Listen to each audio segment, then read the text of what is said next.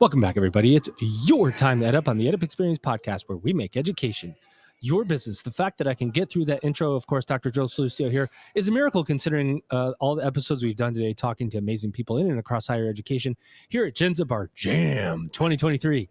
I do like to do that. Jam 2023 here in Orlando, Florida, the beautiful Gaylord Palms Resort. The conversations have been in depth. They've been incredible. The relationships, the exchange of information, ideas, and we're going to continue those conversations. And I've got my first, my guest co-host. Here he is. I forgot his title, but he's going to tell you. He's Chris Myers with Jenzabar. Chris, remind me what you do there because I keep forgetting things now. No, I know you've done a million of these.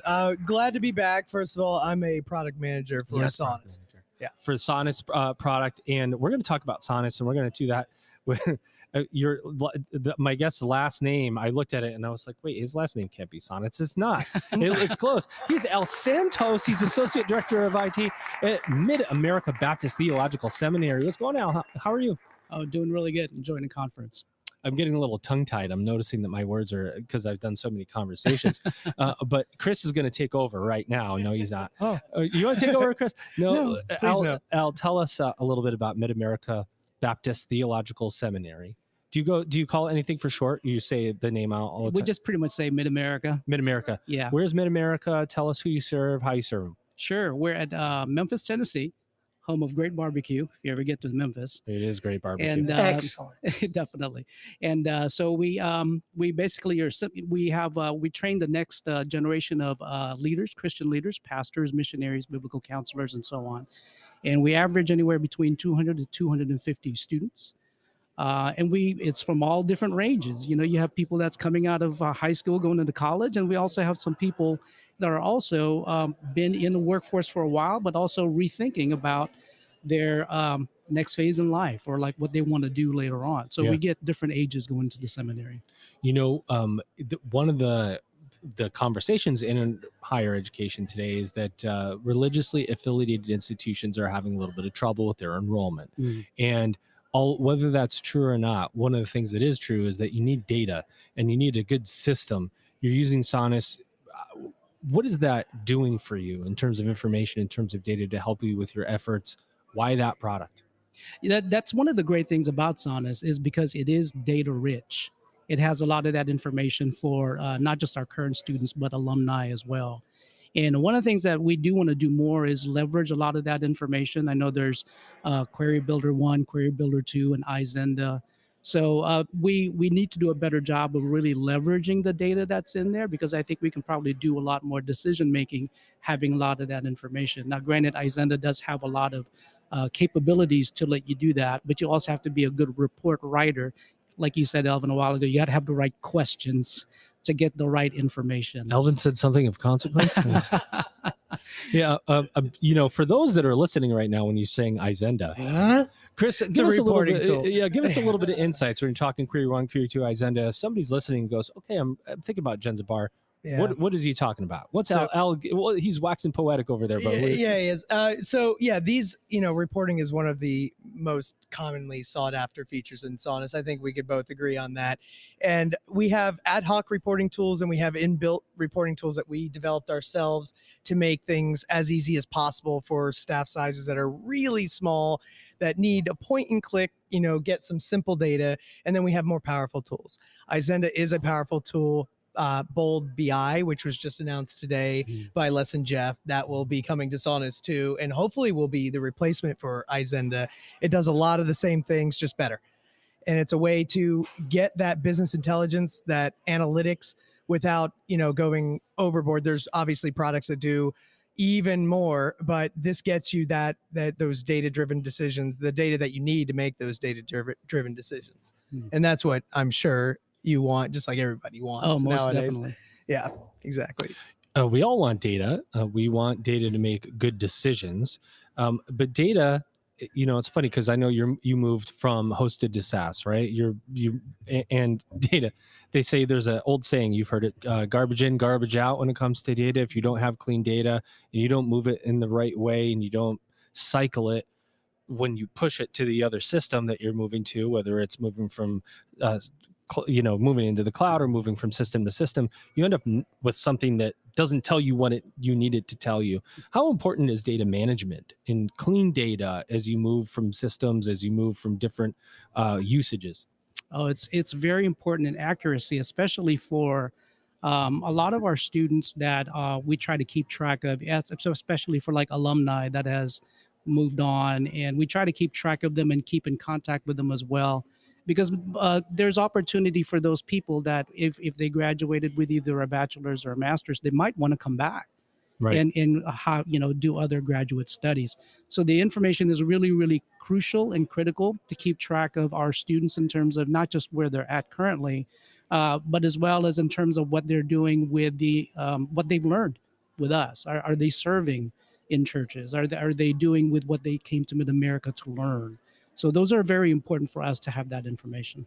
You know what's, and Chris, I'm going to ask you this, but you said something that just made me think, Alan. That's the value of higher education. And we've asked the question, what's the value of higher ed from a degree perspective? But if you think about higher education, typically it's been an industry where you go and you get what you need. And then if you need something else, you go somewhere else. I have degrees from 3 separate institutions.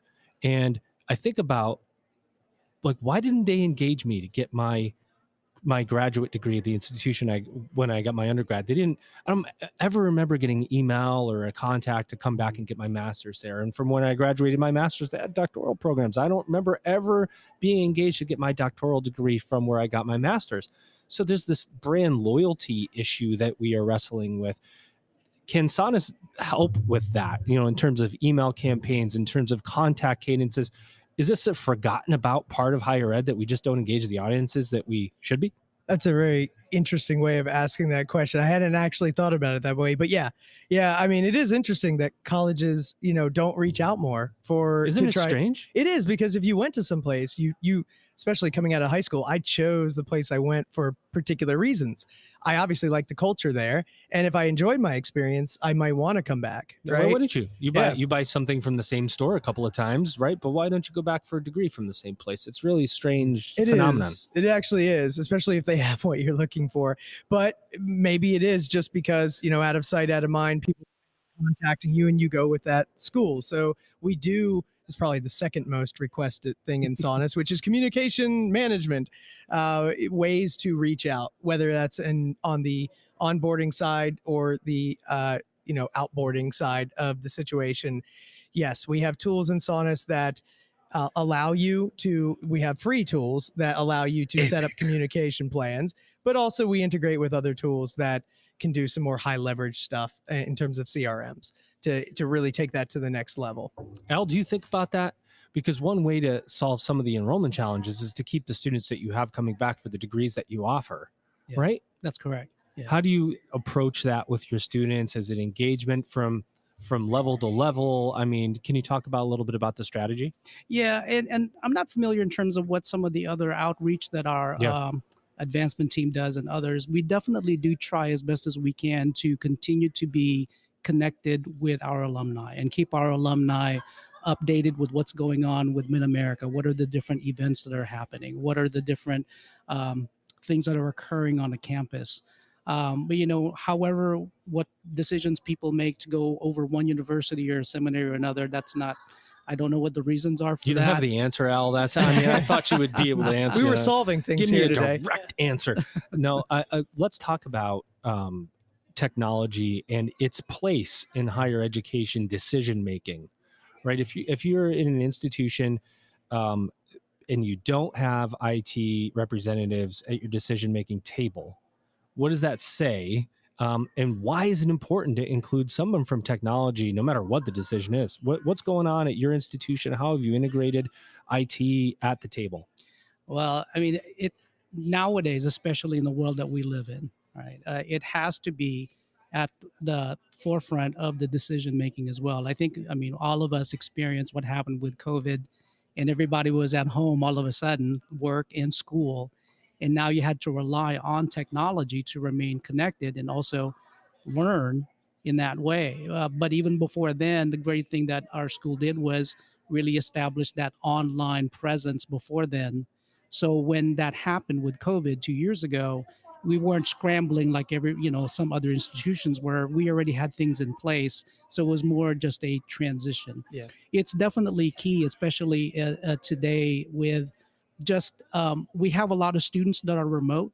So um, technology is very important, and not just in the teaching, but also in the communicating with the students. So that way they just don't feel like they're in an island and they don't see you face to face, but reaching out to them, whether that's using technologies like Teams or Zoom, so that way you at least have a more personal face-to-face discussion rather than just emails back and forth and text. So technology is definitely key. 100%. We agree here. Yes. Yes, we do. Chris, anything you want to add to that? Yeah, I mean, because he speaks my language too. Let's be honest. I mean, that's something that I learn as much from the IT professionals like Al than that he learns from me. Honestly, we have I talked about that shared development journey in Santos on the first podcast here. That's a real thing. We are a small team too in our department, and we rely on talking together about the solutions to try to develop what's going to meet the needs, basically, of Santos schools. So it helps to have somebody that speaks the same language as an ex-software engineer. Yeah, well, and language is important. And as we look at information technology, we have new language. I don't know if it is language, but it's artificial, and it's artificial intelligence and something we're dealing with. In information technology departments, you have a lot of priorities right now, right? We know recruitment is one because we'd all like to stay in business and operating, right?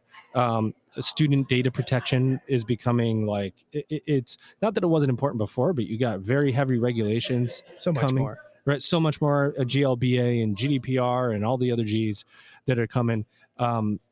You have, what else do you have? You have AI, you have VR, you have all of these things, the requests, program development, all of these areas. What's balance look like?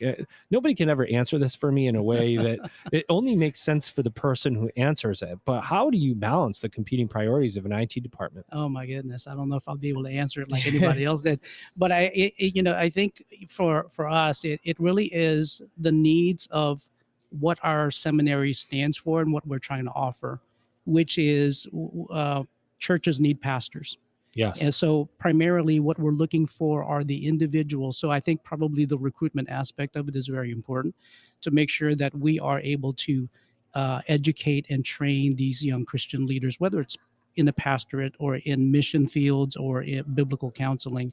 So that's the driving force for us, is really to be able to fill the need that communities in our area, not just within Memphis, but even just around the area, that are looking for these types of leaders. So that's what's driving our part of it, is the recruitment. Balance is important, and it's important for a vendor like Jenzabar to be able to help you open up for some of that balance, right? Because I know the product can do some of those things, or at least take care of some of those things, because you guys have to be on top of all the regs, right? Yeah, we have, and that's what you pay us for. And there's only a couple of regs. Oh yeah, just a few for each state and federal. So, but yeah, I mean, that's you came over to hosting, obviously, and that's one of those advantages is, helping set up, whether that's SSO or you rely on us now for protecting your data. I mean, I know that was in the keynote too, so I'm stealing some of that, but intercepting some of the traffic, all of that is on us. There's still a billion things you have to worry about, obviously, and we need your help with that. That's right. Al, calm down. But at least we can help out in some of the more sticky areas. Yeah, it's a big job. It's a big job that you have. How do you? What's next for your seminary? Where's expansion look like? You guys talk about what comes next and what the future looks like. Oh, very good question. I think it's just, as you look at the different types of students and generations that are coming up, right? And when you talk about technology, especially with the millennials and Gen Z, they grew up with this stuff, so they're very familiar with it. Nailed it. So I think a lot of it has to be with how you have these generations of individuals that are coming, and they're looking for what is the next step after high school. So I think for us is to be able to better connect with those individuals who may have a calling and they don't know how to go about pursuing that calling, and to be able to use the right mediums, whether that's social media or whether that's going out to events, but really be able to make ourselves known for individuals that are looking for calling into ministry or into missions or into counseling, something different than what others are doing for liberal arts colleges. So, Chris, before we end up here, anything you want to say about Santos product that hasn't been said? Because we've had you on twice today, and you probably were like, "Oh man, I wish I said that." So, want to open the mic for you. Yeah, no, I appreciate that. Just that, our job, I view myself as a problem solver. So we're focused on making sure that whatever mission they have, whatever mission Al has, we facilitate getting there. We're trying to do the best job that we can to solve the sticky problems that you might have so that you can better succeed, basically, better reach your goals. And Santos will continue to do that. That's a philosophy that we have. It's not just lip service. I And love. If I could add to that, one of the things that we really love about being Santos customers is the customer care. And I mean that from folks like Chris, Annabella, and others. Whenever we had questions or wherever we needed things, we reach out to them, and they're always very responsive. And that's one of the great things when you want from your partners is the support. Yeah. And also that they care that you're actually working and it's actually functioning the way that it's expected to do. So we're very, very happy with Santos' customer care. Definitely. I appreciate that. There, our now 3 or 4 time co-host Jeff Elliott came by, and he gave me a number, and I'm gonna try to remember. I think he said there were 240 customers that have been with Jenzabar over 25 years. That's true. That is amazing. It's a long partnership. Is amazing. That means there's a lot in that customer care comment that you made, Al, and we appreciate you for it. But the last word in this conversation goes to you. Anything at all that you want to say about Mid-America that hasn't been said? Open mic for you. Oh, great question.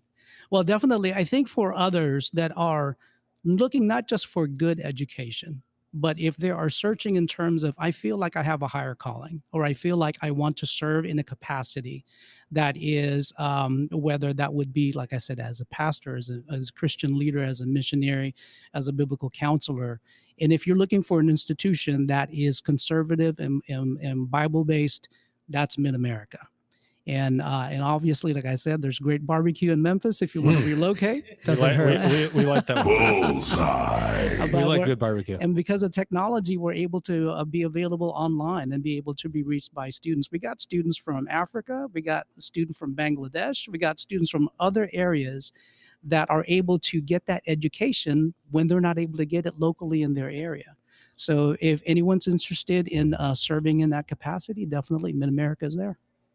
Well, ladies and gentlemen, my guest co-host today, he's back for a second time. He's Chris. It was all my honor. Chris, thank you for coming back, product manager at Jenzabar. We like having you. Are we getting you tomorrow at all? I don't know. It may be surprised on me tonight. You never Are we know. going to get Chris Myers back here?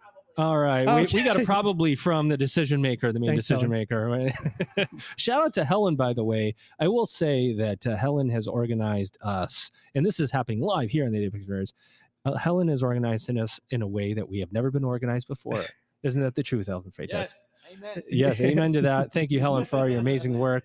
And of course, our guest here today, your guest, here he is. He is Al Santos. He's Associate Director of IT at Mid-America Baptist Theological Seminary. Al, did you have a good time today? I did. I am still having a good time. We appreciate you, my friend. Ladies and gentlemen, you've just EdUp'd.